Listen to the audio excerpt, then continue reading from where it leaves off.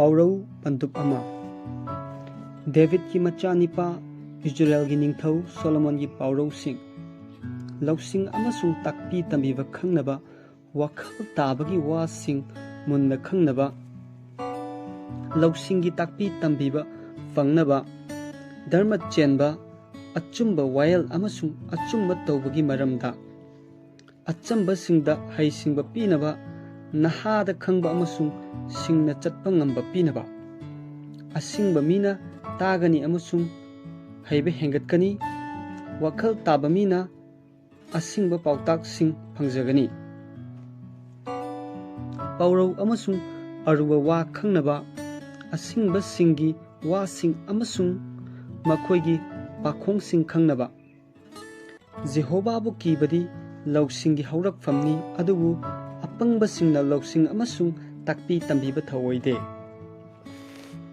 Eigi ichanipa nahakki napa na takpi tambiba taw nahakki namagi tambiba thadokanu. Maramdi makhoi nahakki nakokta Thongjaosingda leiteng nahakki ngaksamda liklang pareng oigani. Eigi ichanipa pap chenbasingna nahakpu Themlabadi nahakna yaruganu.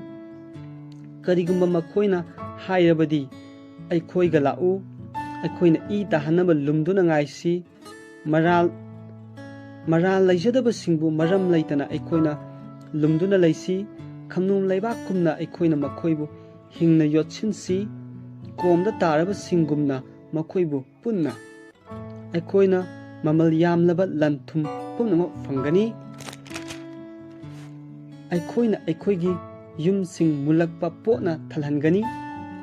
Aikoigi irakta nahakki laibak chang yengu. Aikoi punamaki sengau amata oisi. Eigi ichanipa nahakna Makhoiga lambi aduda Chatminaganu. Makhoigi khong lambidagi Nahakki Nakhong handok Maramdi Makhoigi khongna Fattaba tounaba cheli I tahanaba yangi. Tasengnamak Uchek amagi mamangda lang thakpasi arembani. Makhoina masamaki I tahanjanaba lumduna ngaidi. Makhoina masagi hingbabu lumduna lay. Sengdong karamba mi khudingi lambidi asigumbani. Masina madugi mapusingi punsi manghalli. Lousingna mapanda lawi mahakna lamlong mari phangbada mahakki khonjen thokhalli. Mahakna maru oiba miyam tinfamda lawi. Sahar changfamgi Thongjaosingda Mahakna mahakki wasing hairi. He achamba sa kaya kuina nakhoina chamduna laigadage. Nokna ganba singna kaya kuina nokna duna laigadage. Apangba singna kaya kuina Lousing Pamloidage.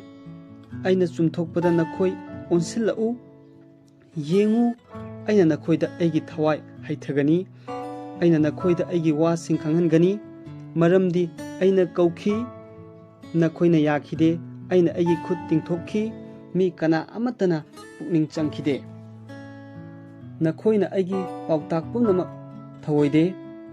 Eigi chumthokpa amata lawde. Maram aduna ainasu nakhoigi awa anagi matamda nokani.